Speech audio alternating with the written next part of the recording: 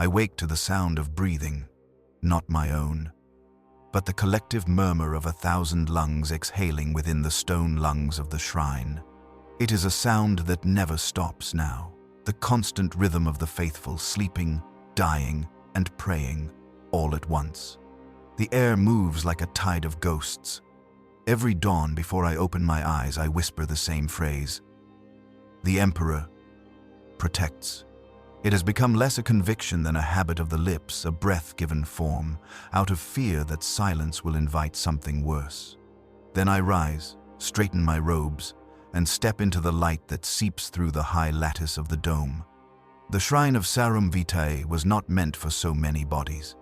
It was built for quiet devotion, for measured ceremony and the slow burning of incense. Now the pews are gone, stacked as barricades by the doors. The marble aisles are lined with bedrolls and shrouds, each holding one of the afflicted. Their breathing fills the space like the pulse of some unseen creature. Even the air tastes different, sweet with rot, metallic at the back of the tongue, as if the Emperor himself has chosen to test our lungs. They call it the Pale Redemption. The name came not from the administratum, nor from the medicae, but from one of my acolytes, a trembling novice named Henrik. He said it after watching a woman die in his arms. "She's gone pale as dawn," he murmured, "but clean again, redeemed." And somehow the name stayed. The first deaths were quiet.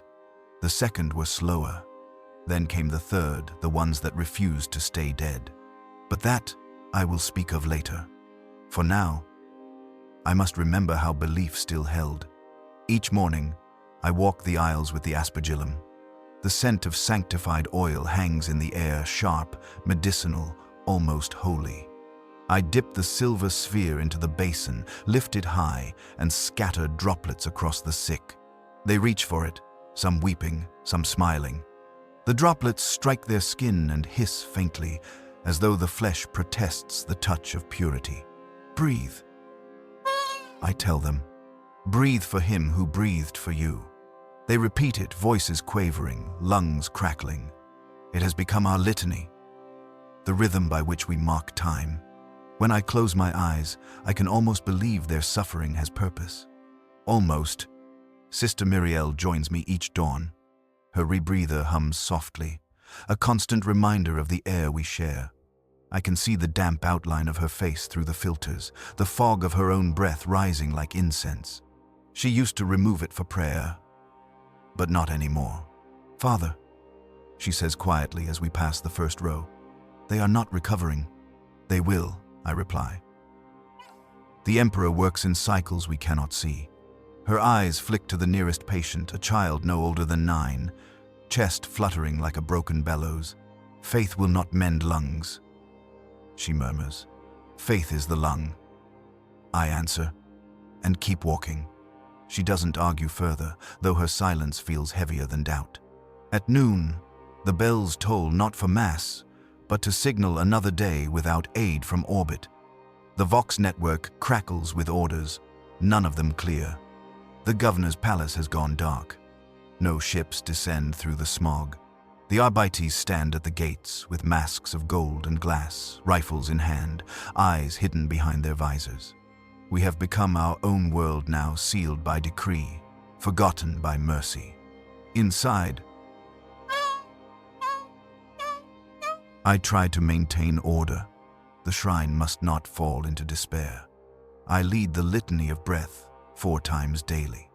Once for the living, once for the dying, once for the dead, and once for those yet to understand which they are. The chant is simple, older than our records. Each phrase matched to an inhale and exhale. From dust the breath, to dust the release. The faithful whisper it until their voices fade into the rhythm of air moving through broken throats. It is the only music left. I keep a log by candlelight. The ink runs thin, the quills splinter.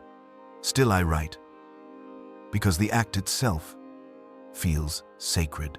Record of Confessor Elias Marrow, Shrine of Sarum Vitae. 32 received anointing, 17 expired, 11 burned, 4 breathing still. Each entry begins to look the same, but I cannot stop. The Emperor demands witness, even to repetition. Sometimes, when I write the word breathing, the letters blur. It is as though the parchment itself exhales, the ink spreading like a stain that refuses to dry. The first night of true unease came when the candles began to flicker in time with the breathing. It happened without sound. I stood at the pulpit, reading from the book of St. Velius, a passage on patience and purification, when I noticed the rhythm. The flames did not sway to drafts or footsteps. They pulsed, perfectly synchronized to the inhalations of the sick, light swelling and fading with each collective breath. I tried to ignore it, but the more I spoke, the faster the rhythm grew, as though the air itself hungered for the word. When I stopped reading, the candles steadied again. After service, Muriel approached me. Her mask was in her hands for the first time in days. Her face was pale, slick with sweat. "Did you see?" she asked. "I saw the faithful," I replied. "Their devotion sustains even the flame." Her mouth tightened. "It isn't devotion, Father. It's contagion." I wanted to rebuke her, to remind her that faith often appears monstrous before it is understood. But as she turned away, I caught sight of the soot-black stain on her wrist where a droplet of oil had touched her skin earlier that morning. It pulsed faintly, as though it breathed. By the 4th week, the shrine began to feel alive in new ways. The walls creaked in slow rhythm, stones sighing under invisible weight. Pillars wept condensation that smelled faintly of blood. The mosaic of the Emperor above the altar seemed to shimmer when no one looked directly at it, his eyes half closing, half opening. I told myself it was the heat from the pyres. Yet I could not shake the thought that he was watching differently now, not as judge or protector, but as witness. The faithful still came, through the sealed gates, through cracks in the lower tunnels, dragging their families on carts or wrapped in cloth. Some came already dead, their kin insisting they still breathed faintly. And sometimes they were right. We buried fewer each day. Not because fewer died, but because fewer stayed still. The bodies twitched when anointed. They whispered the prayers back. It was easier not to burn them, easier to believe they were blessed. At dusk, I climbed the bell tower to breathe air untainted by incense. The view spreads across the city like a wound. The manufactoria smoke has stopped. Furnaces cold. The streets are littered with candles, offerings, memorials, tiny suns trembling in the haze. I imagine each one a dying breath, trapped in wax. Below me, the shrine glows like an ember swallowed by shadow. I do not fear death, but I fear the silence that might follow the moment when the last voice forgets the prayer. So I keep speaking. The Emperor protects, I whisper to the wind. It carries my words across rooftops and broken spires. Somewhere below, someone repeats them, then another. A wave of murmurs rises, like lungs filling across the city. For one impossible moment, it feels as though the entire world breathes with me. Later that night, I dream of the pyres. They stretch to the horizon, endless and white-hot. Between them stand the faithful, unharmed by the flames, mouths open in silent chant. Their eyes glow faintly gold, reflecting stars that do not exist. When I approach, they turn to me, one movement, one breath, and exhale a single word. Live! I wake, gasping, my lungs full of smoke that isn't there. When I sit up, the candle beside my bed gutters once, then steadies. I realize the room still smells of burning, though the pyres are far below. Muriel sleeps on the cot across the chamber. Her breathing is shallow, rhythmic, perfectly timed with mine. I wonder briefly if she dreams the same dream. Morning again. There is no true dawn here. The sun never breaks the smog, and the stained glass only glows because the pyres outside still burn. I wake to that same sound. Breathing. The air moves through the nave like a tide, in and out.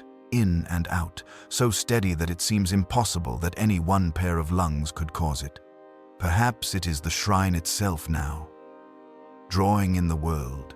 Sister Muriel prepares the censers. She no longer sings when she works.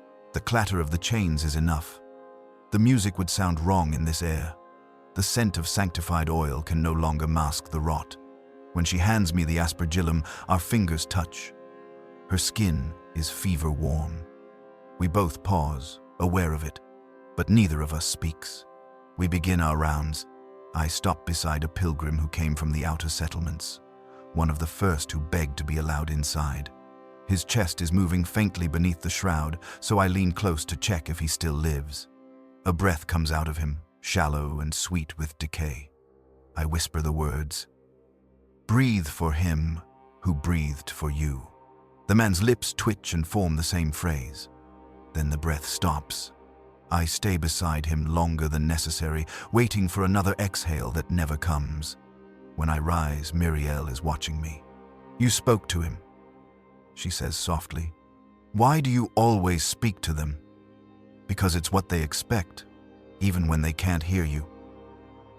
Especially then, later, during the noon litany. The faithful gather again in the nave. There are fewer who can stand now. Most kneel or sit against the walls. The air shimmers from the heat of bodies and burning oil. I stand at the pulpit, hands raised. The words come automatically, as they always do. Each breath is his mercy. Each silence, his judgment. The crowd repeats it, the sound rippling outward. Their timing is imperfect, but the rhythm holds. When I close my eyes, the sound becomes oceanic, endless. I can feel the breath of 100 souls passing over me, brushing my skin like wind through wheat. I tell them that pain is proof of life. I tell them that the Emperor hears those who suffer most clearly. And I tell myself the same things until I almost believe them again. Afterward, I find Henrik cleaning the altarpiece. He is young, devoted, still uncorrupted by despair. The mosaic depicts the Emperor casting his light upon a world of supplicants. The gold tesserae gleam even in the dimness. "They keep coming," Henrik says, voice trembling. "Even when we bar the gates, they seek faith. They seek cure." I look at the tiny faces of the mosaic. Some of them seem to move, mouths widening in eternal chant, eyes closing and opening between blinks of candlelight. "It is the same thing," I say. Henrik looks at me for a long time before returning to his work. I see his hands shake. I see that same blackened mark on his wrist that Muriel hides beneath her gloves. That night, the storm begins. The wind howls through the broken lattice of the bell tower, driving soot and ash through every crack. The shrine hums with vibration, the stone itself alive with the sound. Muriel insists the sick must be moved below, but I refuse. "The nave is holy ground," I say. "The Emperor will not abandon his house." Then perhaps he should not have closed its doors.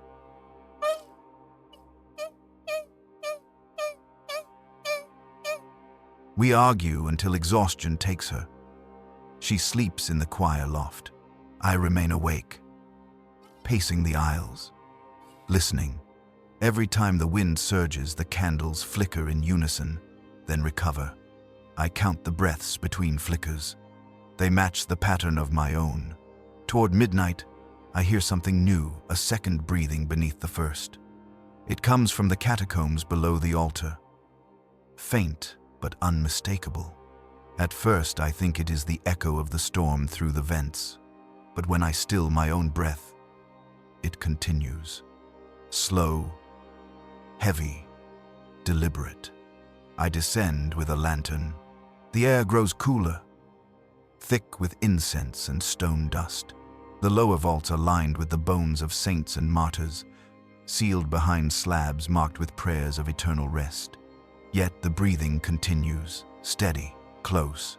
When I reach the lowest arch, I find a thin crack along the floor, the seal of a tomb split by pressure or time.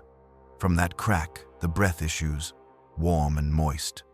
The lantern light flickers once, as though in recognition. I kneel, place my palm over the gap, and whisper the benediction for restless spirits. The breath stops. A heartbeat later, the lantern flame bows toward me, as if the air itself has drawn inward to listen. I whisper again. Breathe for him who breathed for you. Something exhales beneath my hand, slowly, deliberately, and then silence. I do not tell Muriel. There are too many things I do not tell her now. By morning, the air in the shrine feels heavier, thicker. When I try to speak, my voice catches. Even the prayers seem to take effort, each word drawn from the lungs like blood from a wound. I catch the faithful watching me as I cough through the litanies, their faces expressionless, as if waiting to see if I, too, will falter. During the evening sermon, the candles again flicker to the rhythm of breathing. But this time, I realize the rhythm is not the same as ours. It is slower, deeper, a separate pulse. Something vast and unseen breathing through us. I stumble over the words. The congregation murmurs, uneasy. Henrik begins the refrain without me, his voice hoarse but sure. Soon the others join, and the sound grows until it fills every crevice of the shrine. It is no longer prayer but pressure air moving as one body. The flames gutter low and steady, synchronized. I can't tell if I'm leading them or if something else is. Afterward, I retreat to my chamber. The window is black with soot. The candles half melted. The shrine below is silent. But I can still hear that breathing. I press my ear to the floorboards. It comes from everywhere. The catacombs, the walls, the stones themselves. I whisper to the dark, "What are you?" And the dark whispers back, "What are you?" My voice returned to me half a breath later, perfectly echoed, perfectly wrong. The next morning, I find Muriel kneeling before the altar. Mask gone, eyes vacant. She's mouthing something soundless, her breath misting the marble. I kneel beside her and touch her shoulder. Her skin is cold. "Muriel," I whisper. She turns to me slowly, eyes unfocused. Her lips move again, and I catch the faintest sound, not words, just the shape of them. I realize she is breathing the litany, silently, like a child mouthing a prayer she no longer remembers. "Breathe for him who breathed for you," she mouths, and then again, and again. When I draw her close, I can feel her chest moving against mine, but the rhythm is wrong, not heartbeat wrong, but timing wrong. It's as though she inhales when I do, but exhales just a moment too late, always a fraction behind. Like an echo, I stay with her until she sleeps, or whatever passes for it now. Her breath still follows mine. I try to write another entry, but my hands shake too much. The quill scratches meaningless loops across the parchment. I whisper to steady myself, counting the words as if they are rosary beads. The Emperor protects. The Emperor protects. The Emperor protects. Each repetition feels lighter, emptier.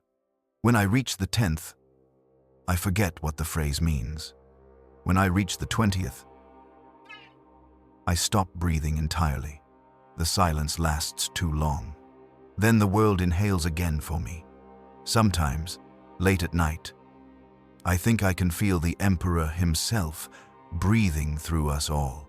Each exhale is a wind across the nave. Each inhale a vacuum that pulls the soul tight. Perhaps this is what faith has always been, a cycle, endless and blind. Each of us taking turns to draw in his spirit and give it back. Perhaps it was never life we were protecting, but the rhythm itself. When I close my eyes, I see the candles pulsing in time with unseen lungs. When I open them, I see the same. There is no difference anymore. I used to think holiness was light. Now I think it's sound or something like it. A vibration, low and steady, running through the marrow of the world. When I finally sleep, I dream of standing before the altar as the faithful rise around me, each one breathing the same slow rhythm, their mouths open, their eyes glowing with reflected flame. The sound fills the shrine, not singing, not moaning, just breathing. An endless tide. I add my voice to theirs, and for a moment, I am no longer afraid. Then the sound stops, all at once, and the silence that follows is holy. The first taste is ash, not memory. It sits on my tongue when I wake, as if the night has left a residue that prayer cannot rinse away. I push myself upright and listen for the breathing. It is there. Of course, it is always there, but something else rides along with it now, a soft ticking like nails against a reliquary. At first, I think it is the cooling of the braziers. Then I realize it is the sound of wicks catching. Someone has lit the procession early. I find Henrik at the base of the nave steps, striking tinder, touching flame to a line of candles that winds along the central aisle like a pale spine. His hands are steady in the way of the faithful who no longer trust thought. The flame moves from wick to wick, and with each ignition the air seems to take a measured sip. "Who ordered this?" I ask. He doesn't look up. "They asked for light, Father." "Who?" He gestures with his chin. At first I see only bodies, blankets, the contoured landscape of the stricken. Then I notice the eyes, open in the dawn dimness, watching the line of flame. Some are fever-bright, some are dull. All reflect the same thin ribbon of fire that threads the nave. I step beside Henrik and take the taper from him. The heat of it presses against my palm, a small and aching sun. "Begin the hymn," I say, softly. He starts the opening syllables, voice raw.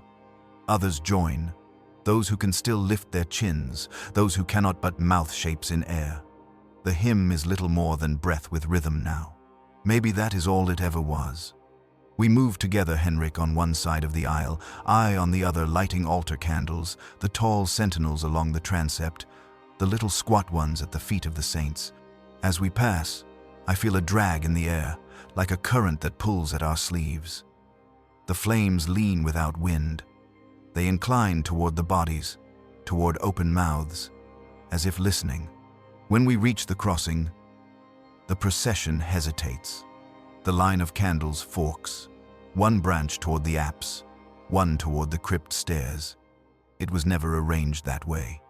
I try to recall who placed them, how the wicks found this pattern, but the memory slides away like oil on water. Muriel appears on the choir stair, mask dangling from one hand. Her hair is damp with sweat. Her eyes seem brighter than the flames. "They followed the sound," she says. "Last night." "What sound?" "The breathing," she answers, as if it were obvious.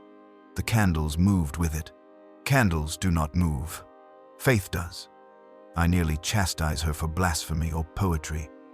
I no longer know which is which, but the light interrupts.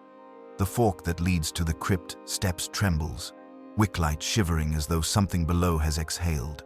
The other branch, the one that should lead to the altar, waits, steady, patient. "We go up," I say. Toward the altar. Muriel says nothing. She lifts her own taper and touches it to the waiting branch. The flame runs along the tops of the candles, a quiet race, and the breath of the nave deepens as the light approaches the apse. We walk behind it, a little too slowly, as if not to startle it. The procession is not a procession yet. It is a test of obedience. The faithful, those still able, crawl or hobble to the edges of the aisle to keep the path clear. They avert their eyes as if before a tabernacle. The youngest acolytes press their palms flat on the stone to feel the light pass a childish piety. I do not correct. I begin the litany of breath under my voice. Muriel does not sing with me. Her attention is on the flames, counting them perhaps, or timing them against her own lungs. At the altar rail, I expect the light to make a circle, as tradition dictates, a crown of candles around the relics. Instead, the flames pause, several gutters to a hungry blue and then recover. The fragrance of oil grows sweeter, almost edible. "Father," Henrik whispers. "Do you hear it?" "Town." "I do." Beneath the hush of flame, beneath the murmur of the sick, there is a low, irregular beat. Not the clatter of vents, not the shuffle of boots. It is a cadence that does not belong to the living, a slower, deeper tide that the light seems to answer.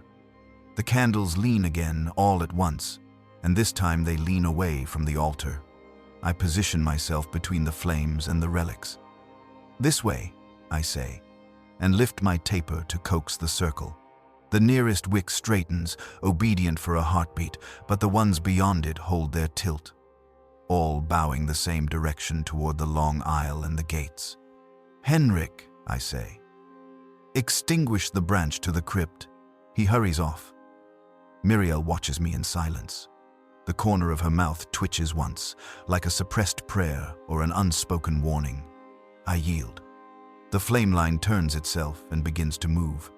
Not running candles cannot run, but advancing one wick after another, a handover of brightness that proceeds down the nave. The light sets its own route, and we, with our holy offices and our books of order, fall in behind it. By midday, the doors are unbarred, not by Arbitrate's decree, but because the crowd inside presses and the crowd outside calls. We have never opened them during quarantine. When the bolts scream back, the sound is like a trumpet under mud. Ash swirls in, and with it the smell of street fires and boiled bone. The candles cross the threshold to the steps. 1,000 faces tilt up in the smog. I raise both hands to bless them and to keep them back. The light is not for spectacle. It is for comfort, guidance. And I pretend not to think the last word count. We do not tell the press of supplicants where to stand. They arrange themselves in lines as if they have done so many times. The flames bow to their faces and pass on. Each time the fire nears a mouth, the mouth opens and a breath escapes. The breaths sound similar, too similar. It is as if the light instructs them when to exhale. "See?" a woman says, clutching the bundled weight of a boy against her chest. He breathes for the Emperor again. The bundle shifts in a way that does not belong to the living. The woman does not see. She has trained herself not to. She follows the light because it gives her the order she has lost. We guide the procession down the steps and along the pilgrim's road. The stones are wax-streaked from vigils past. The new drips overlay the old until the road looks ligatured, stitched by hardened tears. At street corners, little shrines have multiplied. Each holds a portrait or a scrap of a uniform, a length of braid, a tooth on a ribbon, proofs and prayers. Both. I feel the eyes on us. Not the eyes of the living, though those are many. The eyes of the sealed houses, of the manufactoria windows, of the saints whose faces blacken and flake, revealing older paint beneath. The city watches the way a body does when fever eats thought, with a kind of animal patience. The light takes us past the square where the Arbites raised a barricade of pews for the first panic. The gold glass visors are gone. The helmets hang on hooks like ceremonial heads. A single lawman stands to the side, unmoving except for the slow lift and fall of his chest. His rifle is slung. His lips move. "Breathe," I say to him. Blessing and instruction both. He does. On the exhale, his visor fogs, though he wears no visor. The procession's path is a loop, but not the loop I know. It traces a slow coil, circling the shrine and then pressing inward again, a narrowing spiral. At each turn, the candles pause as if the world itself must inhale before it can round the corner. When the wind rises from the western manufactoria, the flames do not flutter. When the wind dies, they flutter anyway, in the precise rhythm that has begun to rule the nave. We pass a window of smoked glass, broken at the corner. On the ledge inside, a line of candles already burns, lit by hands I did not see. On the third wick from the left, hot wax trembles, gathers, and falls in a single heavy drop. It hits the sill with a wet sound I have heard at bedsides. Muriel flinches.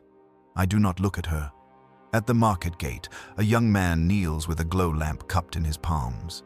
He lifts it when he sees the procession, and in his eyes I find the shining of an idea formed too quickly. "Father," he calls to me, "if we follow the light, will the Emperor show us the cure? The Emperor will show you himself." I say. He nods, as if that were enough, and steps into the line. He keeps pace easily. His breath joins the others, another instrument in the low and patient orchestra. Henrik falls in behind me and murmurs, "It is easier this way." "What is?" Not deciding where to go. There is kindness in his tone. It unsettles me more than any doctrine. We turn the last corner. The shrine steps rise before us, tall and choked with people who have paused their own prayers to watch ours. The flame line climbs, wick to wick, a bright thread reeling itself home. The doors stand wide. The nave receives us with its old stone smell and a sweetness that has begun, dangerously, to seem normal.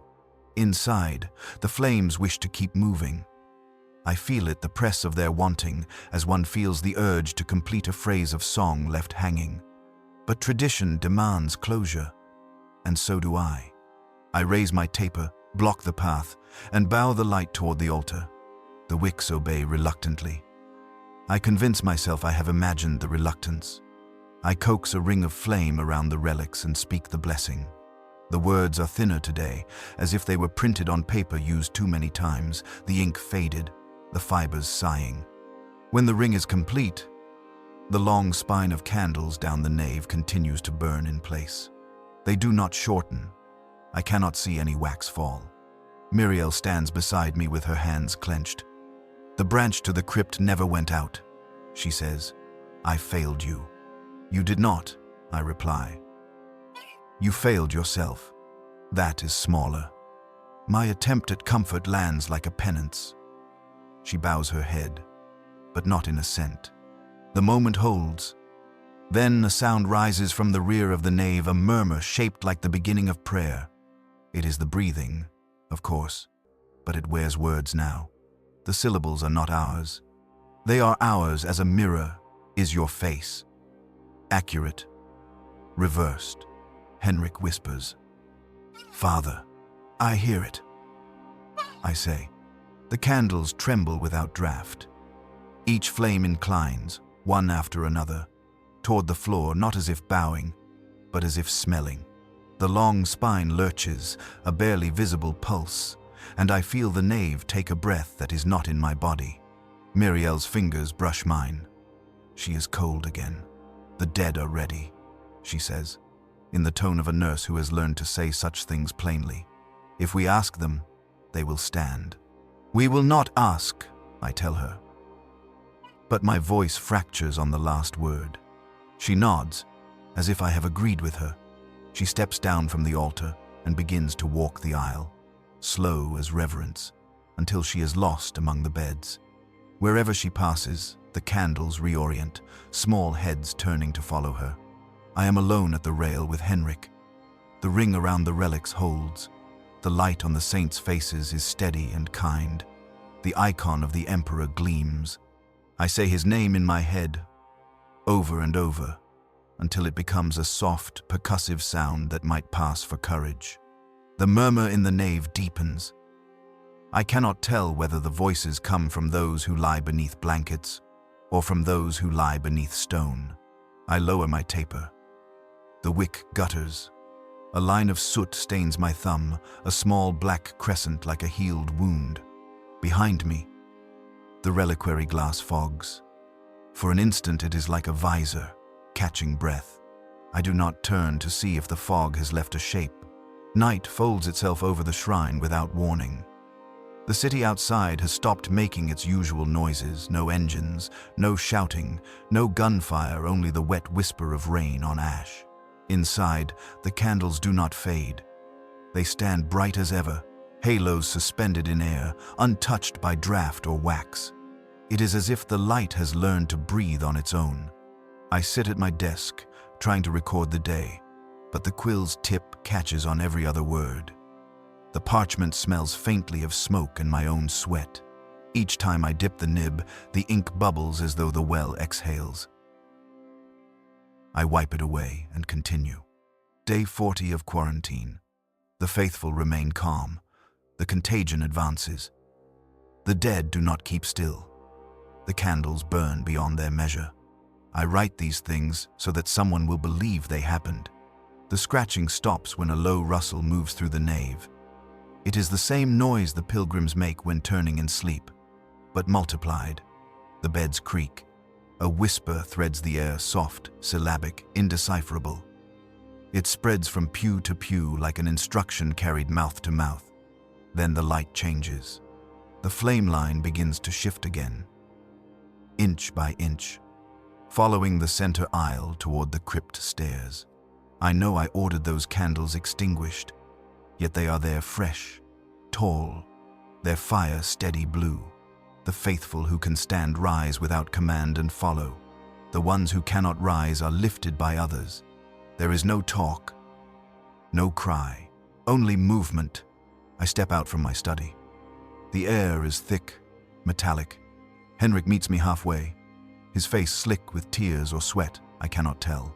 "Father," he says, "they're going below." I tried to stop them. Why?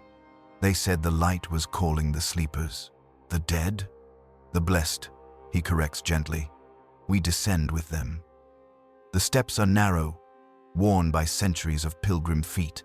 The candles go first, descending like a slow river of fire. Their glow paints the vaulted ceiling gold, though the stone is gray. I hear the shuffle of robes, the clink of censers. Somewhere ahead, someone hums the litany of breath off-key, but faithful. The catacombs open before us, endless rows of sealed alcoves, saints resting behind thin slabs of scripture-etched marble. The light pools across the inscriptions, making the engraved words appear to shift like living text breathing under skin. Imperial waits near the central tomb, the one that cracked weeks ago. She has removed her gloves. Her hands are clasped as though in prayer, but the skin along her wrists is dark, veins raised like cords. "They wish to see him," she says when I reach her. "Who?" "The ones below." Her voice is calm. Too calm. "Imperial, there are no ones below, only relics." She smiles faintly. "Relics, remember?" The candles gather around her feet, wicks bending inward. The air thickens until every breath is a labor. She kneels, presses her palms to the cracked stone, and begins to whisper. I cannot hear the words, only the rhythm, a slow inhale, a slower release. The slab trembles. Dust falls in tiny sighs. The line of fire brightens. One flare, then stillness. Imperial looks up at me. "He listens," she says. Then the crack widens. For an instant I believe I see nothing, just darkness inside darkness. Then a thin breath spills out, wet and cold. The flames nearest the fissure bend toward it, drawn by unseen draft. Wax begins to melt, though no heat should reach so far. The light crawls along the ground in ripples, seeking the source. Henrik makes the sign of the Aquila. "Father, close it." I step forward. My own lungs betray me. The air seems heavier with every pace. I kneel beside Imperial and press my hand to the stone. Beneath the surface, something moves, not pushing outward but pulsing, as if the slab itself has a heartbeat. I whisper, the rite of sealing.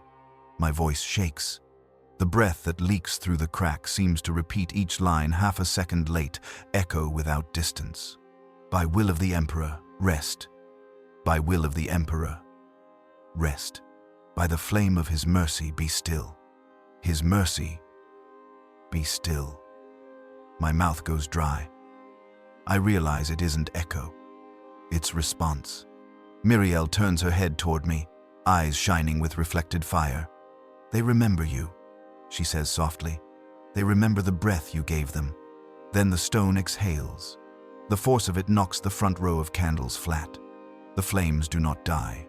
They roll across the floor like liquid light, rising again, reforming. The heat burns my face, yet I cannot move. Muriel stands, unscorched, bathed in the glow. Behind her, the marble slab bulges once, like lungs filling. I see the shape of a face pressing outward, mouth open, silent. "Close it!" Henrik screams, but the breath keeps coming, gentle and endless, as if the tomb itself sighs with relief after a long sleep. The wicks of the fallen candles twist upright, thin as fingers. Reaching, they find the lips of the sealed saints, kissing them with light. We flee upward, half carrying Henrik, half pulling ourselves by instinct alone. The others follow, slow but steady, their faces serene. They believe we are leading them in prayer. They do not know we are running. When we reach the nave, the air is already alive with flame. Candles have relit themselves in unbroken ranks from the crypt door to the altar. The wax does not drip. The air hums like the inside of a throat. Muriel steps ahead of me. "It's done," she says, voice distant. They are awake. I seize her arm. Her skin pulses under my fingers, not heartbeat but breath moving just beneath the surface. She looks down at my hand as if studying a relic. "Let go," she whispers. "You'll burn." She's right. Her flesh is hot enough to blister. I release her. She walks to the pulpit, turns to the congregation, and lifts her hands, the flames nearest her bow. "My children," she says words I have spoken 100 times. "The Emperor is within you." The crowd repeats her, dull, perfect. The voices align. Every inhalation comes at once, every exhalation a second later. The building moves with it. The chandeliers sway. Dust falls like incense. The altar cloth ripples as if on water. I step back, unable to join the rhythm. The sound is beautiful and terrible. It is not life, not yet death, something between a single breath shared by hundreds. Muriel's eyes meet mine over the sea of faces. For an instant, I think she looks afraid. Then her lips part, and she begins to mouth the litany again. Her words are soundless, but the air shapes them. Each candle flares on the syllables. "Breathe for him who breathed for you." I cannot remember blowing out the candles. Perhaps I never did. Perhaps the light simply tired of its own brightness. By dawn, the nave is dark except for the faint red glow that seeps from the crypt stair. I stand alone among the sleeping faithful and listen to the silence. It feels full, as though the darkness itself is holding its breath. When I finally sit, I realize that my own lungs move to a rhythm that isn't mine. The exhale comes late, exactly as Muriel's once did. I should be terrified. Instead, I find comfort in the steadiness of it. Outside, the rain has stopped. The smoke has cleared enough to show a pale smear of sun above the city. It is weaker than the candlelight, but honest. I draw one deep breath of the new air and let it out slowly, carefully, so as not to disturb the sleepers. Somewhere below, stone shifts. I tell myself it is only settling. I tell myself a great many things now. And in the space between one breath and the next, I begin to believe all of them. The morning after the procession, the world feels hollow. Even the bells refuse to speak. Their ropes hang slack, cords of silence. The city outside the shrine lies in a mist that smells of old iron and candle smoke. I have never seen Sarum Vitae so still. Inside, the faithful do not wake all at once anymore. They rise by rhythm, as if obeying an unseen conductor. When the first of them opens his eyes, others follow in a rolling wave. It is the same when they breathe, the same when they pray. Their mouths open, close, open again, an ocean made of lungs. Henrik keeps count of the living because he cannot stop himself. He says the numbers aloud each morning and writes them on the wall beside the altar. I have stopped reading them. The chalk marks look like tally lines of a prisoner measuring something larger than days. Muriel has not spoken since the procession. She attends to the bodies with the same patience she once reserved for prayer. Her hands never tremble now. If she hears my voice, she gives no sign. She hums sometimes, low, tuneless, a sound so faint it might be imagined. At midday, the hymn begins on its own. I am seated at my desk, quill poised, when I hear it. A note, thin as dust, emerging from the nave. Not the breathing, not the shifting of blankets or the scrape of sandals, but music, soft and wrong. A single held tone. Then another joins it. I rise, follow the sound through the side door, and stand at the pulpit. The sick are singing. Not words, not melody. Just sustained vibration, a harmony of air drawn through ruined throats. Some are awake, others clearly are not. The dead mouths move with the living ones. The pitch trembles but never falters. It is beautiful in the way that wind is beautiful when it howls through a tomb. Muriel stands near the front. Head bowed, hands clasped. Her lips move, shaping the same voiceless tone. The candles around her lean inward, drawn to her breath. Henrik kneels at my feet, whispering. It started when she touched the relics. They all heard something. They think it's his voice returning. I cannot answer. I feel the vibration in the boards beneath my boots, in the stone of the pulpit, in my ribs. The whole shrine hums. My own lungs begin to tremble, matching the note without permission. I grip the edge of the lectern until my knuckles ache. Stop, I try to say, but the word breaks into the same tone, spilling from my mouth as music instead of speech. The congregation responds one long, unified exhalation. For an instant, it feels like we share the same body, one immense lung-filling and emptying in devotion. The candles flare white. When the sound finally fades, the silence that follows is unbearable. Even the air seems stunned. I descend among them, moving carefully between beds. The faces are calm, serene, as though each singer has confessed and been absolved. A few of the corpses still quiver, lips twitching to form notes they can no longer sustain. Henrik hovers behind me. Was it a miracle? He asks. I want to say yes. I want to tell him the Emperor has spoken through their ruin, that we have witnessed proof of faith beyond death. But I see the sheen on their skin, the way their chests rise though lungs are gone, and I cannot lie. It was an echo, I whisper. Nothing more. He nods, pretending to understand. He will tell the others it was blessing. Perhaps he should. That night, I dream again of breathing, but this time, the breath has shape. It enters me not as air but as sound, filling every hollow of my body until I hum like the walls of the shrine. I wake to find the tone still in the room, faint but steady. It comes from below. I take a lantern and descend to the crypt. The corridor is slick with condensation, every surface damp as skin. Candle stubs still burn where we left them, their flames steady blue. I hear the hum more clearly now, many voices joining into one, like a choir rehearsing through walls. The cracked tomb glows from within, light pulsing in slow rhythm. I kneel beside it.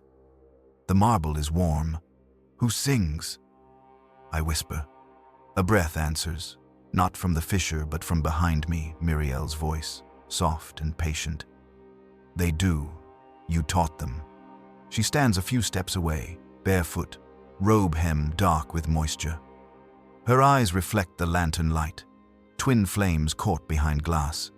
Muriel, why are you here? To listen. Listen to what? She cocks her head as if the question confuses her. To the Emperor. He does not speak through tombs. Her smile is faint. He does when we fill them.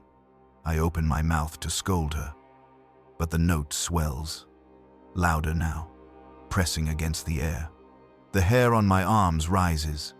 The sound is not from the fissure, it is from everywhere. The stone itself resonating. Dust falls from the ceiling in fine gray rain.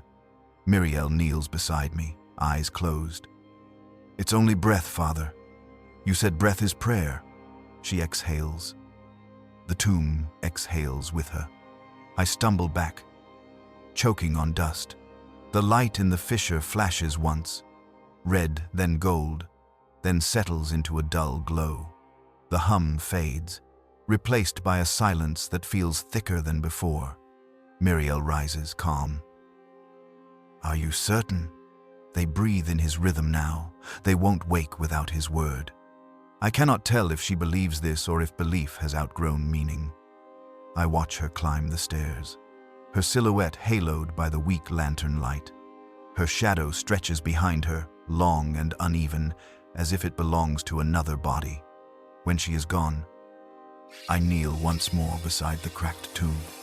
The stone is cool again. The glow within dims to nothing. I lay my ear against the marble and listen. At first, there is only the thud of my own heart. Then, faintly, another heartbeat answers slower, deeper, impossible. I stay there until my knees ache and my faith begins to tremble. By dawn, the sound has followed us up from the crypt. It hides inside the stone, in the joints of the walls, in the long iron ribs of the roof. Every strike of a sensor chain draws an answering tremor from the masonry, as if the building itself hums beneath our gestures. When we speak, we hear our own voices twice, once in the air, once through the bones of the shrine. The faithful accept this as proof of miracle. I let them. Their hope is gentler than my doubt. Henrik records the phenomenon with meticulous devotion. He writes that the Emperor now sings through his house. His handwriting trembles with excitement, not fear. He tells me the vibration can be felt in every corner of the city. The Manufactoria hammers echo it. The Hablok pipes carry it. It is unity, he says. A hymn too vast for one throat. I do not tell him that unity and contagion sound alike when whispered through walls. At the 6th hour, I conduct the daily litany. The nave is crowded again, bodies laid close, some cold, some shivering, all listening.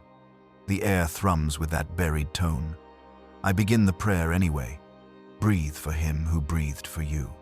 They repeat it perfectly. The vibration beneath our feet rises, meeting their words until speech becomes resonance. The dead join in. I see lips moving, ribs lifting under cloth. The tone grows until it swallows language entirely. It is not hymn now, but pressure, a sound you feel in your teeth. Then something new happens. From the choir loft above, a second melody answers a higher, purer pitch that threads itself through the first. I look up. The singers there are wrong. They stand in their stalls, robes hanging loosely, faces pale and stretched. Their mouths open too wide, the corners splitting slightly under strain. No breath mists in front of them. Yet the sound that issues forth is clear, angelic, unwavering. The living fall silent to listen. Tears gleam in their eyes. Henrik whispers, "Father, it's the children's choir, the ones who died first." I do not correct him. The names he speaks are true. The song continues for 7 full minutes. At the end of the 7th, every candle in the nave flares and goes out simultaneously, leaving only the faint red glow that leaks from the crypt stair. The final note hangs in the air long after the silence returns, like a scent that refuses to fade. After the service, the congregation stays seated, afraid that movement might break whatever blessing they have witnessed. Muriel moves among them with bowls of oil and gauze, touching each forehead, whispering words I cannot hear. She looks radiant in the darkness, haloed by ember light, a saint painted in reverse. When she reaches me, she pauses. "You doubted, Father," she says. "I do not doubt the Emperor." "Then doubt yourself. It's safer." She anoints me before I can protest. The oil burns cold. The scent is sweet as rot. For a moment I see the crypt behind her, the crack in the tomb opening wider, light pulsing as if in laughter. I blink and it is gone. That night I forbid Henrik to write more. He obeys, but before sleeping he leaves a page on my desk. It holds only one line. "They are learning harmony." I tear it in half, though the words remain in my head long after the paper is ash. Sometime after midnight the song returns. No choir now, just one voice. A woman's, low and steady, singing from the direction of the altar. I recognize it before I reach the nave. Muriel. She stands before the relics, eyes closed, hands raised as if conducting an unseen congregation. Around her the air wavers. Candlelight bends toward her mouth. Each note she releases glows faintly, visible for a heartbeat before it fades into the darkness. Her body sways with the rhythm. Behind her, the icon of the Emperor seems to lean forward, golden face alive in the shifting light. Muriel, I whisper. You must. Stop. She opens her eyes. They shine white as candle wicks. Do you hear them answer? There is no one left to answer. She smiles. Then, listen harder. The air vibrates. From the walls, from the floor, from the stone itself, countless faint voices rise to meet hers. Not words only, breath shaped into sound. Together they form the same hymn that began this morning. But now it grows into something vast, layered, almost beautiful. I can hear harmonies nested within harmonies, the rhythm of hearts, and the whisper of dust through cracks. The choir of the dead sings again. I fall to my knees. I try to pray, but the words dissolve in my throat, replaced by that single endless note. Muriel's song folds into it, and for a heartbeat, everything, the living, the dead, the shrine itself breathes the same breath. Then the sound stops. The candles right themselves. Muriel collapses. When I lift her, her skin is cold. Her chest rises once more, then stills. I feel for a pulse. Nothing. I lay her before the altar and whisper the final rites. The tone beneath the floor has quieted, as if waiting. Henrik appears at my side. He is crying, though his voice is calm. She gave them order, he says. They'll rest now. I nod, unable to speak.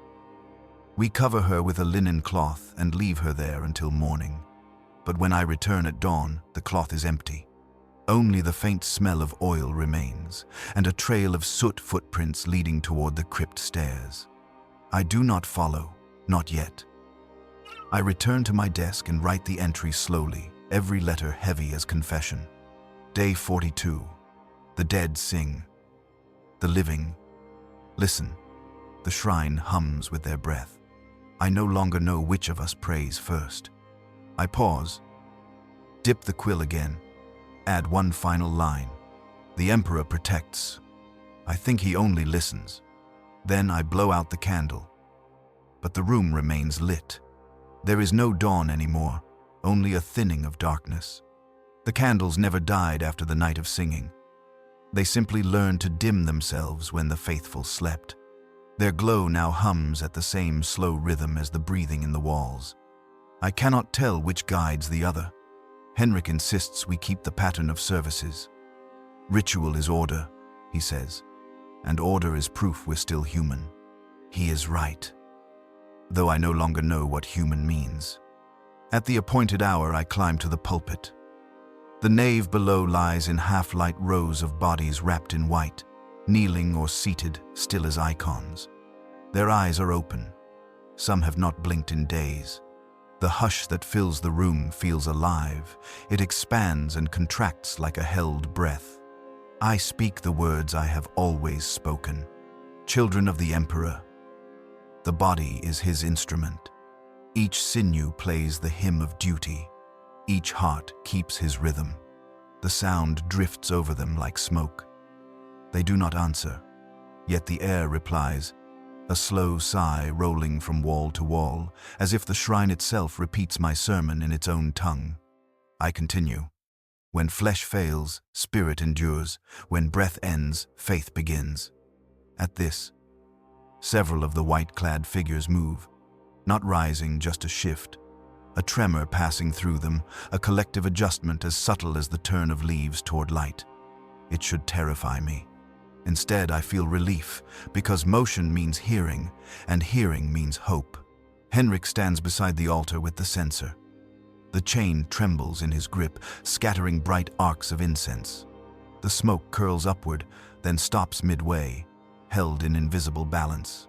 The air refuses to let it rise or fall. "Continue," he whispers. So I do. I speak of perseverance, of the Emperor's lungs filling the void between stars, of the faithful as small reflections of that cosmic inhalation.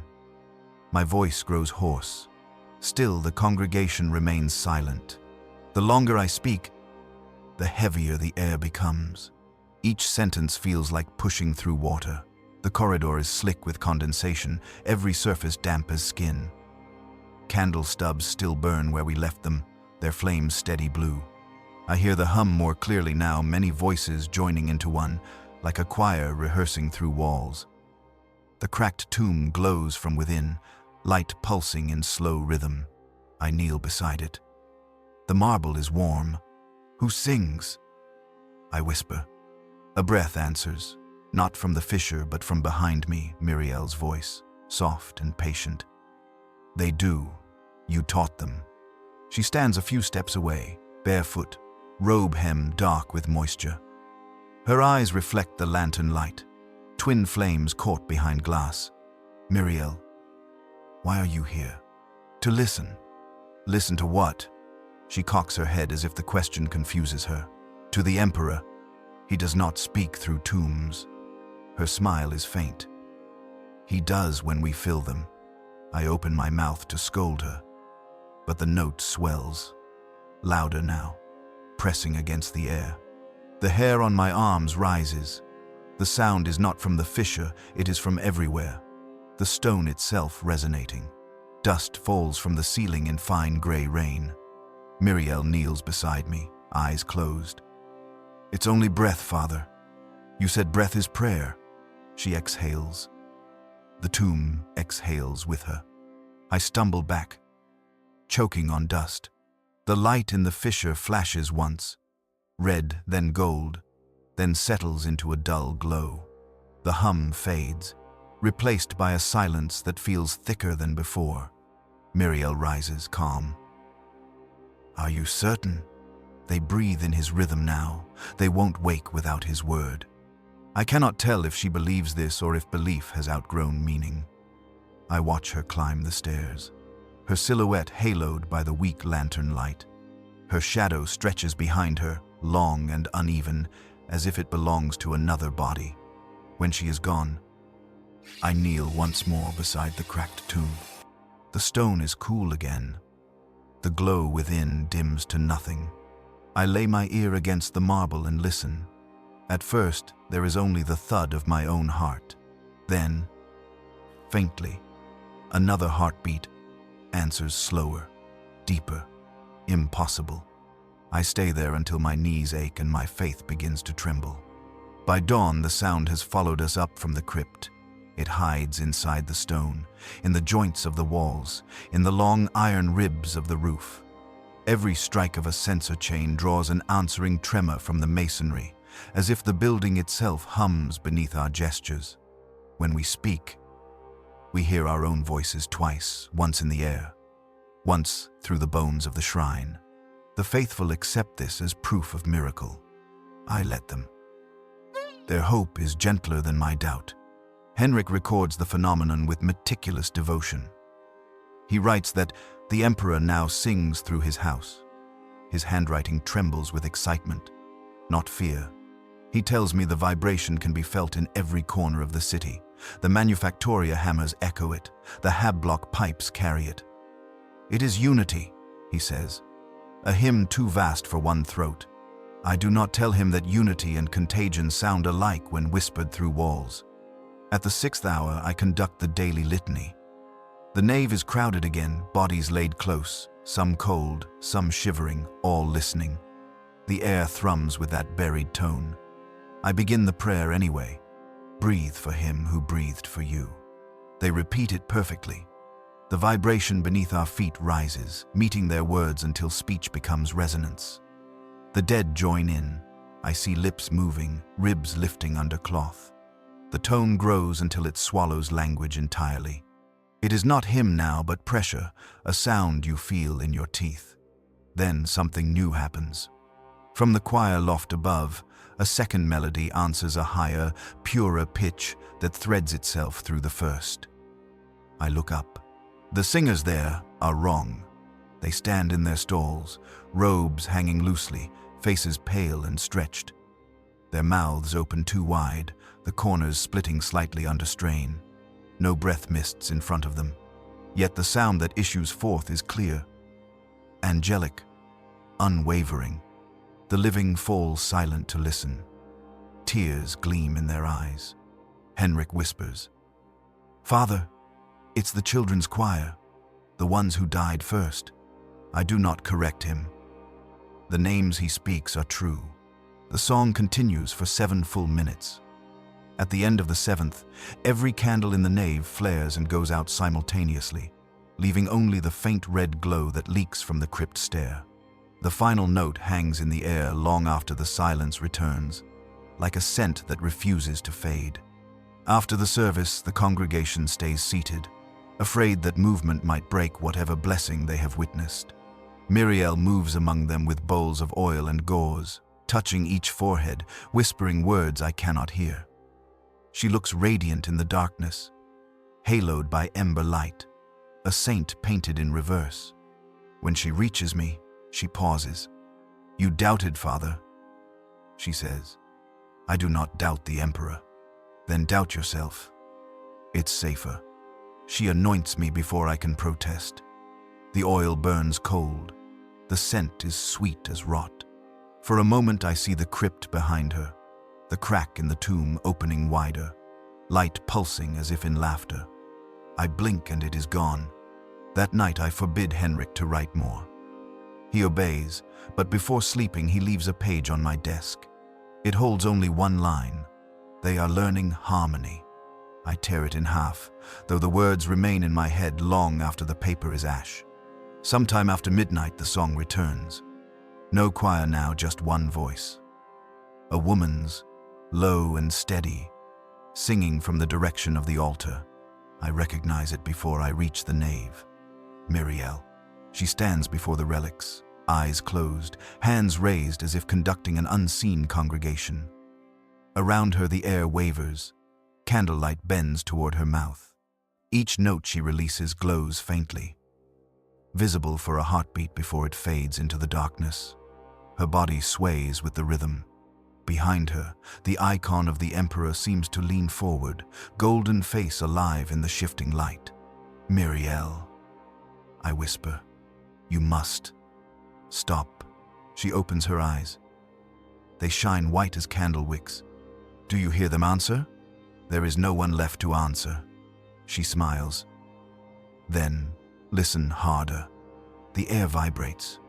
From the walls, from the floor, from the stone itself, countless faint voices rise to meet hers. Not words only, breath shaped into sound. Together they form the same hymn that began this morning. But now it grows into something vast, layered, almost beautiful. I can hear harmonies nested within harmonies, the rhythm of hearts, and the whisper of dust through cracks. The choir of the dead sings again. I fall to my knees. I try to pray, but the words dissolve in my throat, replaced by that single endless note. Imperial's song folds into it, and for a heartbeat, everything, the living, the dead, the shrine itself breathes the same breath. Then the sound stops. The candles right themselves. Imperial collapses. When I lift her, her skin is cold. Her chest rises once more, then stills.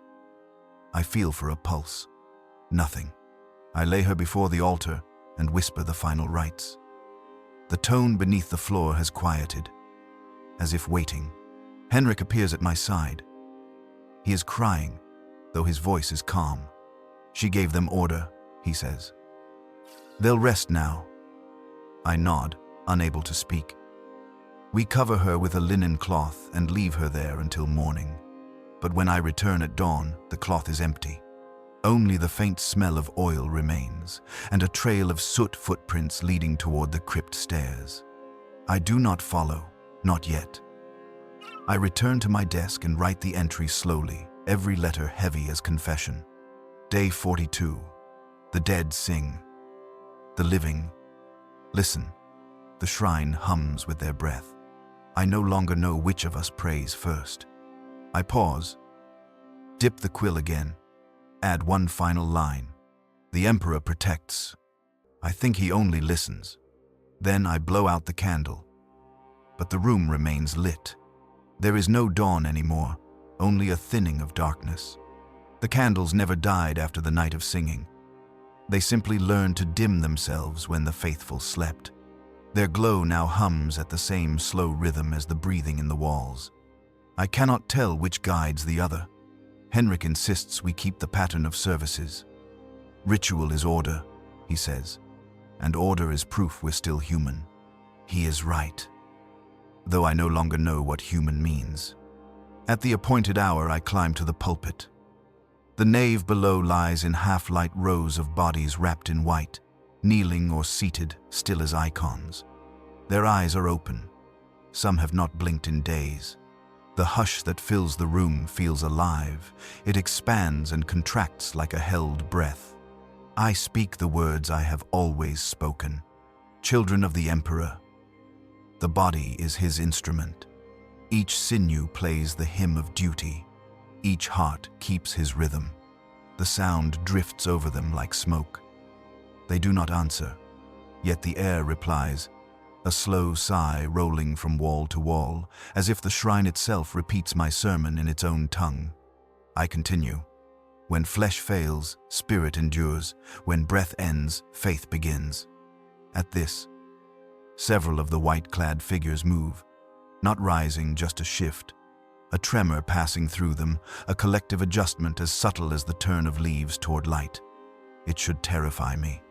Instead, I feel relief, because motion means hearing, and hearing means hope. Henrik stands beside the altar with the censer.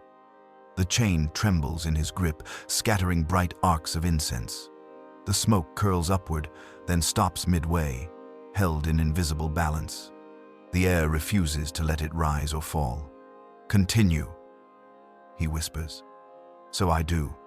I speak of perseverance, of the Emperor's lungs filling the void between stars, of the faithful as small reflections of that cosmic inhalation. My voice grows hoarse. Still, the congregation remains silent. The longer I speak, the heavier the air becomes. Each sentence feels like pushing through water. Then, faintly, a sound. A rustle, soft and even, sweeping through the nave. It might be fabric. It might be something else.